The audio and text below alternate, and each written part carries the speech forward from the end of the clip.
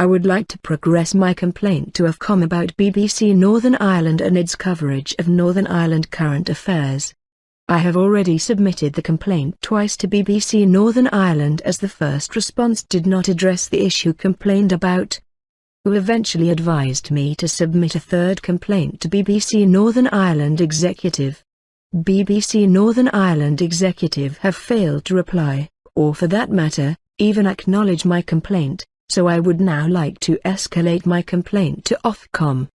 As the time lag has been so long since the submission to BBC Northern Ireland Executive, I would like to append to the BBC Northern Ireland Executive complaint with a short update.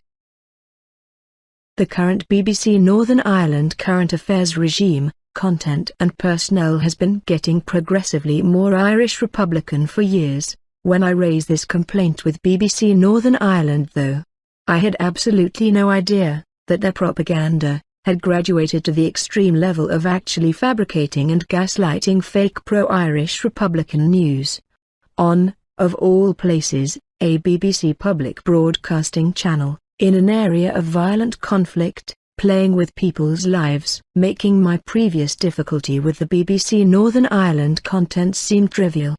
To dedicate a whole episode to a fabricated sectarian theme, misrepresenting and gaslighting a country's census results, in of all places, what is regarded as a trusted medium, is mind-blowing. It is great to see that Spotlight, historically a very professionally managed and impartial current affairs program, has returned to air. Hopefully it will retain this professionalism in the future. Unfortunately, this does nothing for the sectarian imbalance in BBC Northern Ireland's current affairs coverage. Adding weight to the fulcrum in anything has zero impact on balance, as you can see from the illustration. To meet BBC standards, BBC Northern Ireland need to either replace the current sectarian transmissions with professional current affairs programs, or add 2 new sectarian transmissions from the opposing viewpoint. It would be more difficult and slightly more expensive per program to ensure neutrality, but cheaper in the long run, much more ethical to produce all programs without bias. It makes no difference if the sectarian bias is occasional or constant. If the viewer cannot trust the ethics of any transmission they are watching, it should not be transmitted. Even though there was no direct response from BBC Northern Ireland Executive to my complaint, there was a begrudging correction broadcast shortly after the complaint submission, which pointed out the situation was not as clear-cut as first presented, but then went on to spoil it by looking for reasons why Catholics would turn their back on their Irish identity, as if it was part of their DNA. Is there no end to the insanity? Even if the correction was not caused by my complaint, at the very least it confirms my complaint was accurate and the program content sectarian. I suspect, though, it was a preemptive and damage limitation measure to minimize the damage that would be caused in any subsequent OffCom complaint. They had been comprehensively exposed as sectarian bigots. Thank you for your patience. We will go now to the complaint video that was sent to BBC Northern Ireland Executive. I apologize for having to make this, my first complaint, anonymously, but in a violent society it is sometimes prudent and necessary, otherwise the men of violence and their friends use their violence to shut down, corrupt, or curb freedom of speech. As one of them infamously pointed out, they haven't gone away, you know. I also apologize for the length of the complaint, though in my defense I am complaining about the corrupt political output of a public broadcasting organization, while also providing evidence. I am a Northern Ireland citizen, tired of watching the majority of the population disenfranchised. Irrespective of ethnicity, it's time the people of the province were allowed to live their lives normally, without a fanatical, obsessed section of the 29.1% Republican population, monopolizing BBC. As my complaint is about a public service digital medium, the videos are necessary as supporting evidence. As there is currently a total monopoly in all BBC Northern Ireland current affair presenters, I make, or see, no difference between the programmes aired on BBC Northern Ireland. The monopoly created intentionally by management, has been in operation for many years. Unfortunately, as the decision not to air, or provide the public, alternative perspectives, was made, it is clear that they misguidedly agree, and are comfortable with the fact that the content and method of delivery complies with their civic responsibilities.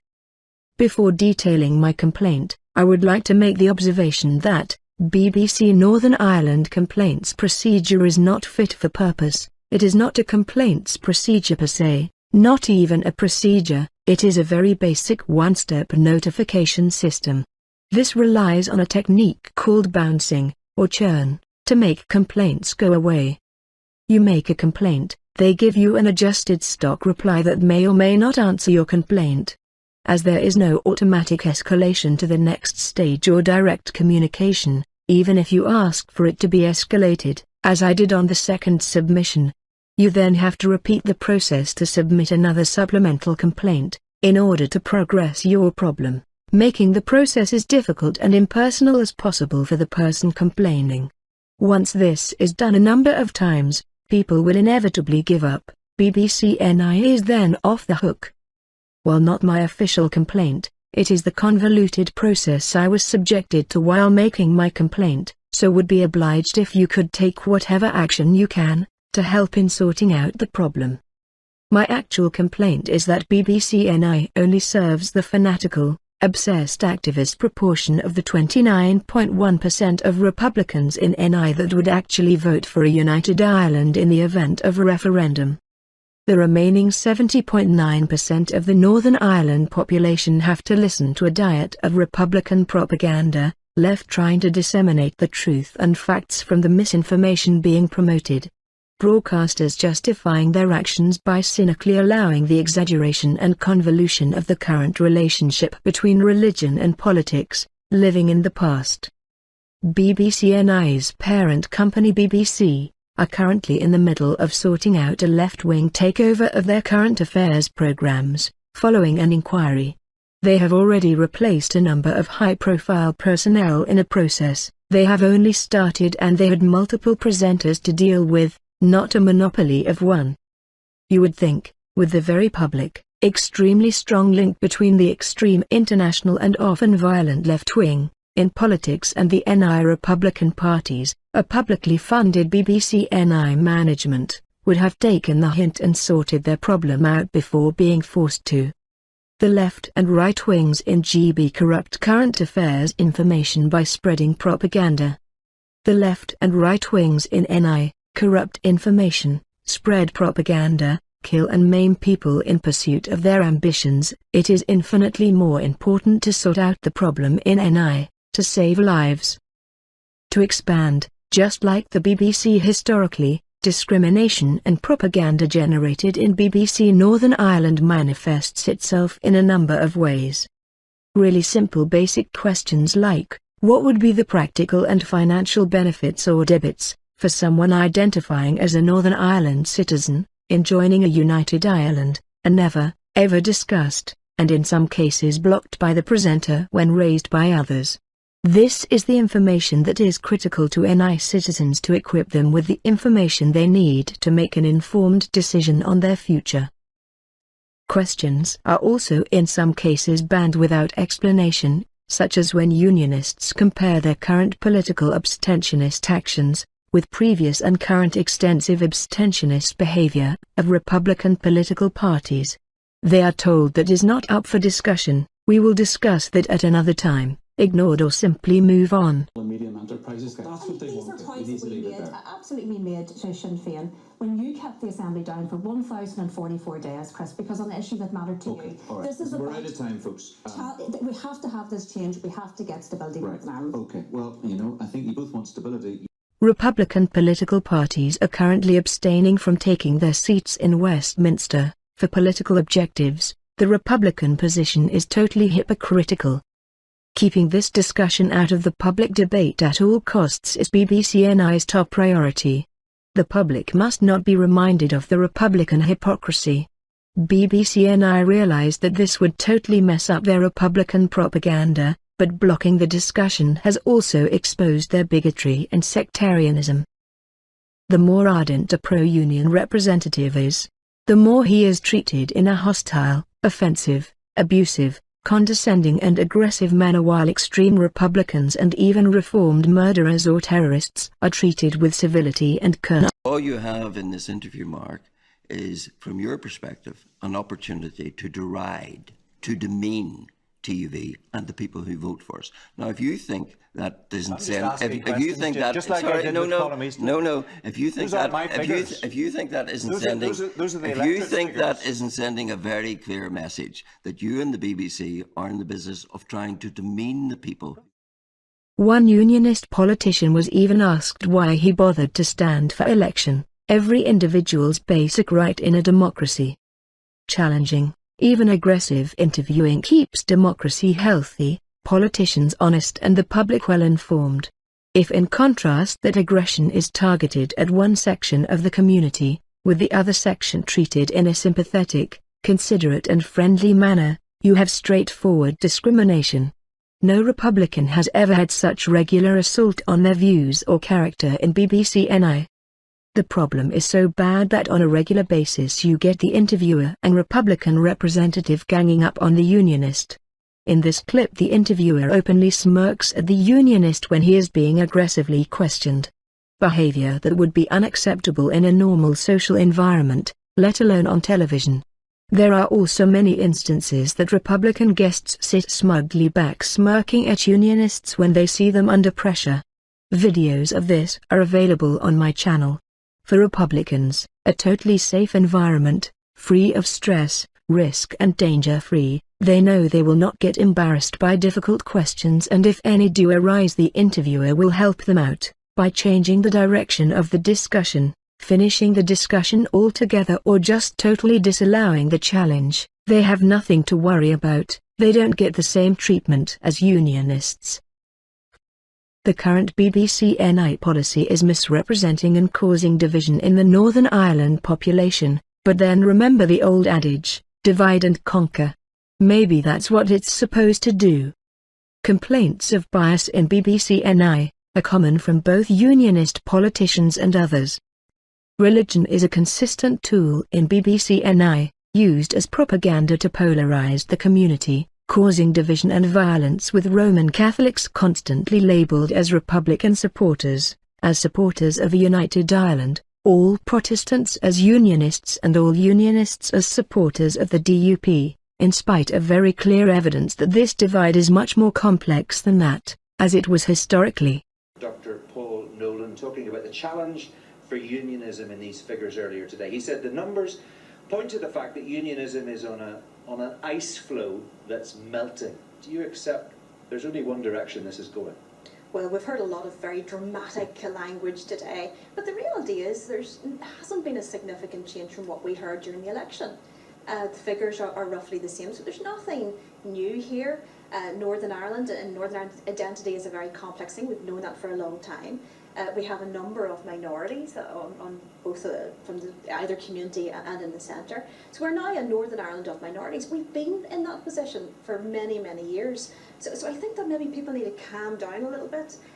Really, there hasn't been anything that significantly new about this that we didn't know in the last election. Well, there is something that's new. It is for the first time there are fewer people with a Protestant background in Northern Ireland than a Catholic background. That is new, that's a fact. That's an incredibly reductive way to look at it. I'm really surprised by the number of people running around talking about sort of a sectarian headcount based on religion. We know that it's not just that, it's more than that as well though. The percentage of people who identify as British is down, the number of people from a Protestant background, as we've said, is down, the number of people with UK passports is down. Those are the facts. Look, we can trade figures. I can say, for example, that 29% of people identify as Irish. That's actually less than identified 100 years ago in the census.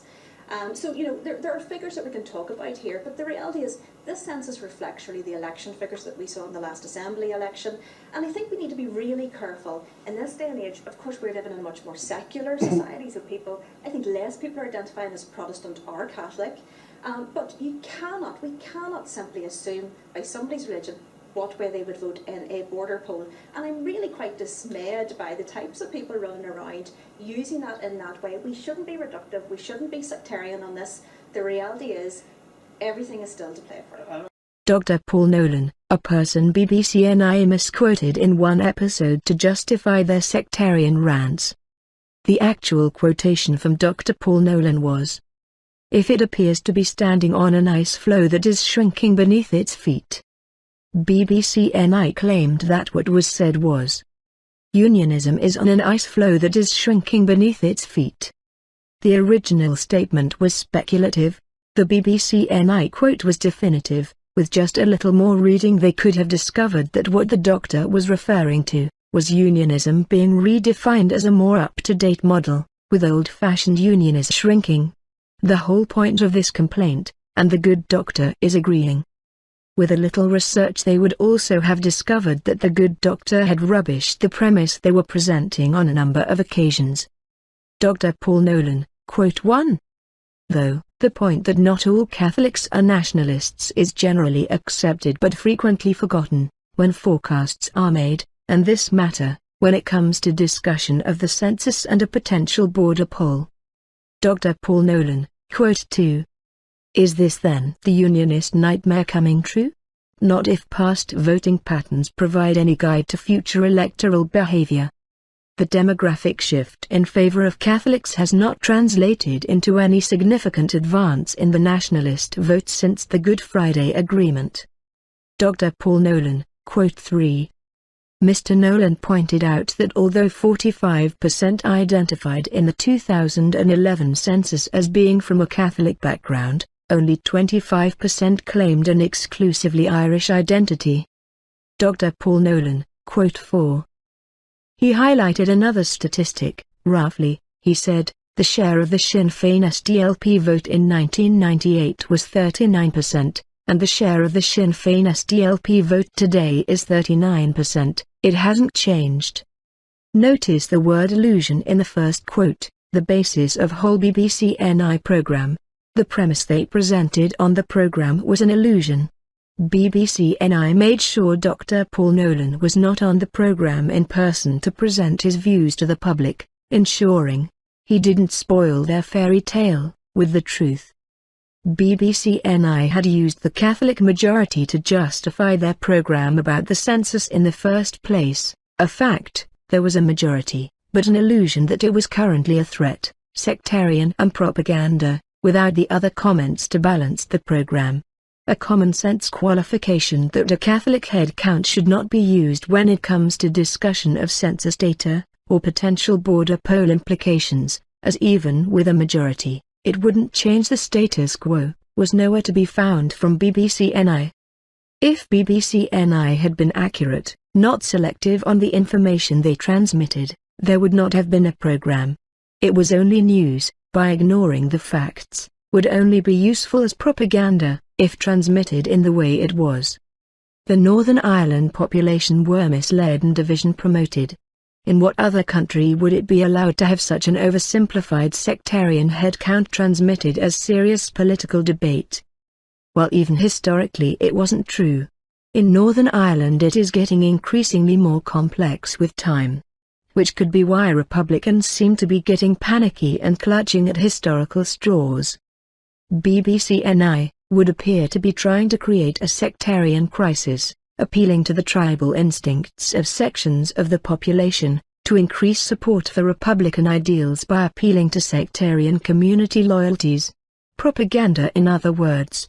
Let's now have some facts, without the propaganda. In the 2021 Northern Ireland census, British only, 606,300 people or 31.9% of Northern Ireland's population. Irish only, 554,400 people or 29.1% of Northern Ireland's population. Northern Irish only, 376,400 people or 19.8% of Northern Ireland's population. British and Northern Irish only, 151,300 or 8.0% of Northern Ireland's population.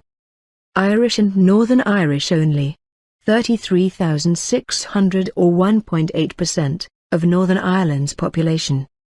British, Irish and Northern Irish only, 28,100 or 1.5% of Northern Ireland's population.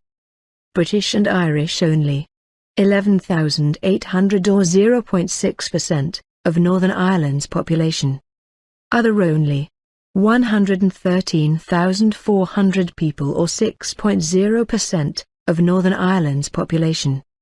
BBC Northern Ireland totally ignore this census diversity in their programmes, promoting and focusing totally on the one statistic that supports their agenda, that the Catholic population is now in the majority. Promoting the sectarian theme that more Catholics are a direct threat to Unionists. Keeping themselves and trying to keep us all trapped in the sectarian past, divided and increasing sectarian divisions and tensions. For BBC NI to take from the census that an increase in the Roman Catholic population is a threat to Unionists, and by implication the Northern Ireland state, is totally blinkered and partisan. Either you need to replace your managers and researchers, or you are seeing what you want to see. Unfortunately, that is a constant theme in a BBC NI that tries to drag Northern Ireland back into the sectarian past and the gutter. An infamous gentleman recognized this 20 years ago when he joked that outbreeding Unionists may be an enjoyable pastime for those who have the energy, but it hardly amounts to a political strategy. For an increase or decrease in the population to be a threat to anyone, let alone the state, implies that they are a homogeneous mass, like ants or bees. In spite of BBC NI's efforts, this could not be further from the truth, as can be demonstrated by the fact that the majority of people, 39% in NI, do not identify as either nationalist or unionist. These people, and the 33% unionists, are not served by BBC NI, who would rather live in the sectarian past. People, all people, are interested in how different decisions impact on their finances, their freedoms, education, health and their children's prospects. This requires objective, honest, informed, unbiased and investigative reporting, not fed a diet of tribal religious propaganda, to achieve the vociferous minority's dream, of a united Ireland. Even with a previous history of injecting his own prejudices into interviews, this embarrassing celebration of a presenter, gushing about a sectarian headcount and corrupting history, was hard to watch. The God a person chooses to commit to, or not, or the way they choose to worship that God, is an extremely personal thing and no one has the right to stereotype them for their choice. For those of you in despair, not knowing what the truth is in this malaise of claims and counterclaims, the Northern Ireland Life and Times survey in 2019 actually asks the correct questions and is worth investigating for yourself. Year, 2019. Module, Political Attitudes. Variable, UN INAT-ID. The first question. Generally speaking, do you think of yourself as a unionist, a nationalist, or neither? Unionist, 33%. Nationalist, 23%. Neither, 39%. Other, 2%. Don't know, 3%. A significant majority in Northern Ireland have no affiliation to either the British identity or the Irish, they are Northern Irish. The low point was the presenter promoting and repeating as an established fact, the Republican trope, on the creation of the Northern Ireland state, while interviewing. In 1921, Northern Ireland, as you know very well, 101 years ago, was established 2-1 in favour of Protestants over Catholics, a baked-in majority, done quite deliberately. Now there are more Catholics than Protestants, and that is a seismic change. I'm sorry, Mark. 100 years ago, Northern Ireland was formed by those people who did not want to leave the United Kingdom when the rest of Ireland wanted to leave the United Kingdom. Now, I think when you look at these figures, there's no big indication here towards Irish unity. There's no difference here from what the Assembly election results said. Of course there's work to do. Unionism is very aware of that, and we will be working hard at that. But I come back to the figure of 29% of people identifying as Irish only.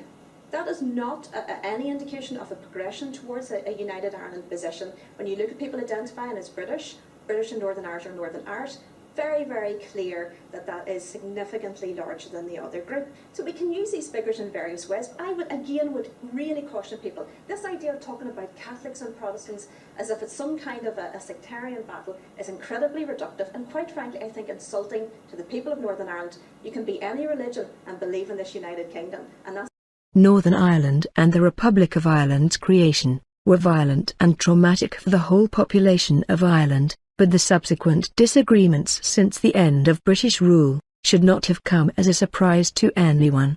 The only time Ireland has ever been united was achieved forcibly under British rule.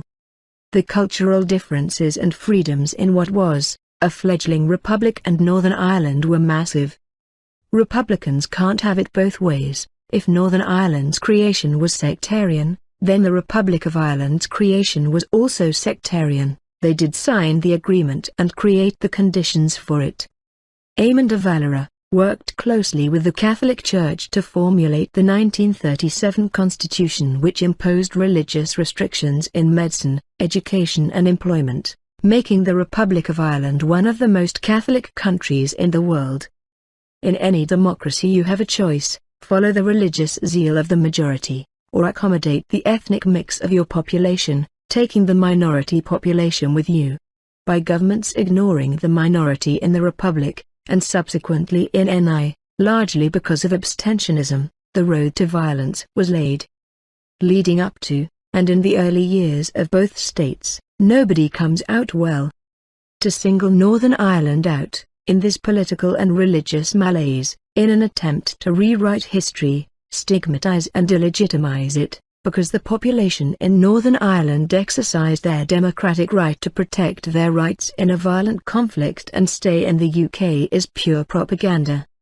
Fortunately, a unionist was present on this occasion to correct him, but again his propaganda delivery to his chosen audience was done and no doubt will continue. BBC NI seems to follow the doctrine that because NI and the Republic occupied the same land mass, there is an inevitability that the people of NI will eventually realize their mistake, embrace the Republican dream, accepting the financial hit in income and lifestyle necessary to join the Republic. Absolute rubbish for Catholic, Protestant, Hindu or none. The proof of the pudding is in the eating, though. The scaremongers are triumphant about the sectarian aspects of a historical healthy growing Catholic community in Northern Ireland. I would be much more impressed if they were showing even some concern for a population that was actually in trouble because of discrimination. The Protestant population in the Republic of Ireland suffered a massive population drop from 10% to 3%, entirely attributable to religious fanaticism and discrimination, in some cases taking the form of a pogrom, all totally ignored and buried. A native of the Republic of Ireland, Robin Berry, with support from Professor Brian Walker, Queen's University, in his book Buried Lives, The Protestants of Southern Ireland reports. In 1911 there were about 300,000 native Irish Protestants in the 26 counties, but there was a drop of 175,000 from 1911 to 2011, or about a 60% drop in the Protestant population. Propaganda is the skill of choosing the supporting information for your cause, concealing the contradicting and distorting absolutely everything, totally regardless of truth or facts. BBC NI should be actively part of the healing process, not part of the problem. Presumably reconciliation is part of a public service media like BBC NI's mandate. Or is it? Where was BBC management when this stuff is being aired? Do they not watch their own programme, or are they in agreement? In which case they shouldn't be managing a Northern Ireland public service organisation. Once again religion is brought up in BBC NI as a point of contention and division in the community. In a country where the majority of the population have moved on, why not try focusing on the present, with things that matter now, or at the very least avoid presenting contested facts that you know will cause offence to one side of the community or another. Not a good look for any television company, particularly a publicly funded TV station like BBC NI. BBC NI suffer from the same problem as the BBC. Their current affairs programs are dominated by left-wing propagandists who are traditionally Republican. Unlike Great Britain, the left and right wings in NI are not averse to killing people. BBC and GB have promised to sort this issue out. It is now time it was sorted out in NI.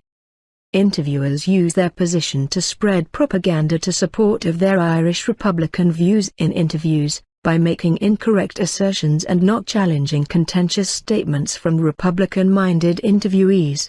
For example, the interview with Mr. Leo Varadkar TD. Multiple misleading assertions were made, too long to replay here, but notice when Mr. Varadkar gets frustrated and ultimately makes the accusation of BBC Northern Ireland bias, there is absolutely no reaction. It did not seem to bother him that the BBC had been accused of discrimination. As a party, is that when we're attacked, we'll defend ourselves. If our party's attacked, we'll defend our record. If individual members of the party, our politicians are attacked, we will defend ourselves. But, you know, I find it a little bit strange is that when Fine Gael defends itself against Sinn Féin, somehow that's our strategy. But Sinn Féin can attack, criticise, be negative about absolutely everyone. Fianna Fáil, Fine Gael, Unionists, you name it, and never have to come up with solutions, never have to actually say how they do things better. It seems like a double standard. Sinn Féin's Unionist perspective is regularly asked for, and provided by a citizen of the Irish Republic. This is the equivalent of asking a Russian journalist to interpret the behavior of the Ukraine population. Not a good idea, hasn't worked well so far. According to this so-called informed journalist, the Unionist population has a shorter attention span than their Republican equivalent, who have a very long history or political abstentionism throughout NI history. The last one was for 3 years. Asked for his opinion, his prediction of the first Unionist political abstention was that it will be over in a few months, according to him by October 2022. As financial issues arising because of inflation will erode the grassroots Unionist support they currently have for the action. Hardly an objective opinion, wishful thinking or propaganda, take your pick. Or is there a difference? What's your sense, Enda, of how much pressure the DUP is under to move? Because we just heard from Colin McGrath tonight saying the reason the situation is as difficult as it is and the problems in the health service are as dire they are at least in part because of the DUP's decision not to go back in and reform the executive.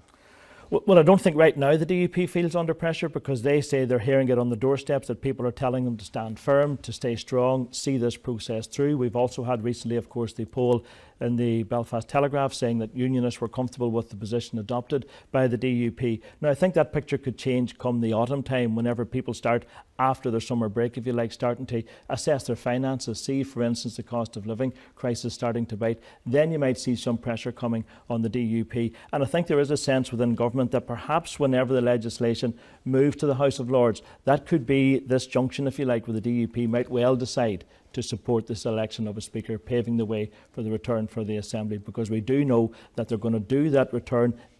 Straight out of the Putin propaganda playbook, demean your opposition's dedication, character and resolution, stamina, heritage, and promote your own superiority.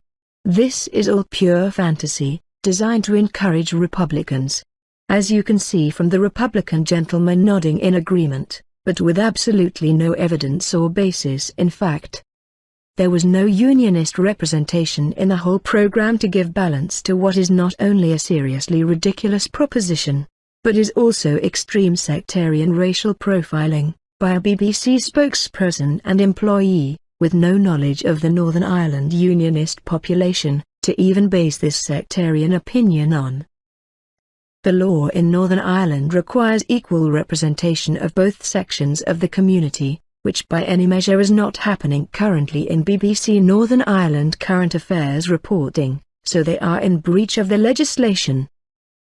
The journalists invited to take part in BBC Northern Ireland are largely from thinly veiled Republican backgrounds, with one exception. Any loyalist journalists invited a self-confessed liberal unionist, even on occasions liberal unionists employed by Republican newspapers and a vested interest.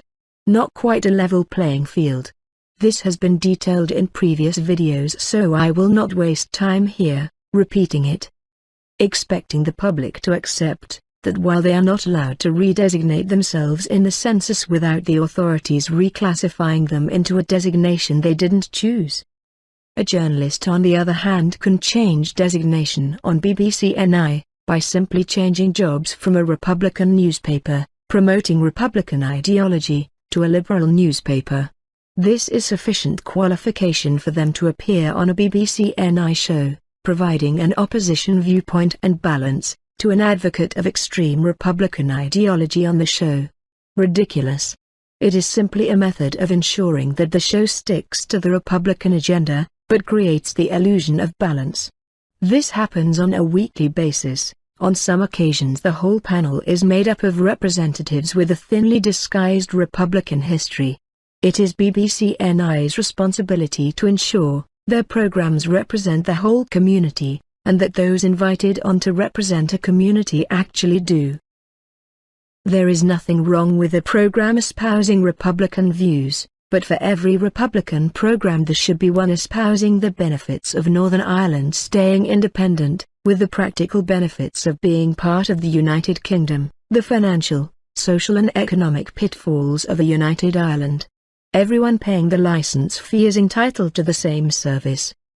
As a political anorak, I have watched over time as political reporting in BBC Northern Ireland has degenerated from a professional objective organisation, representing all sections of the community, to a thinly veiled Republican propaganda media outlet.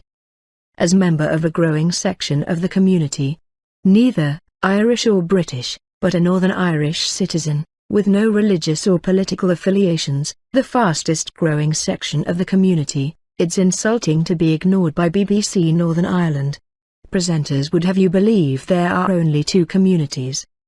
I want political programs to give me facts, details, not propaganda, information that I can depend on to make informed decisions, have a wide range of diverse input that is challenged vigorously, and a range of interview styles to avoid the interviewer becoming either lazy, routed in the past, manipulative, egotistical, stale or corrupt, allowing his own preferences and ego interfering with his professional obligations. It should not even be necessary to point out that all interviews should be free of discriminatory behavior.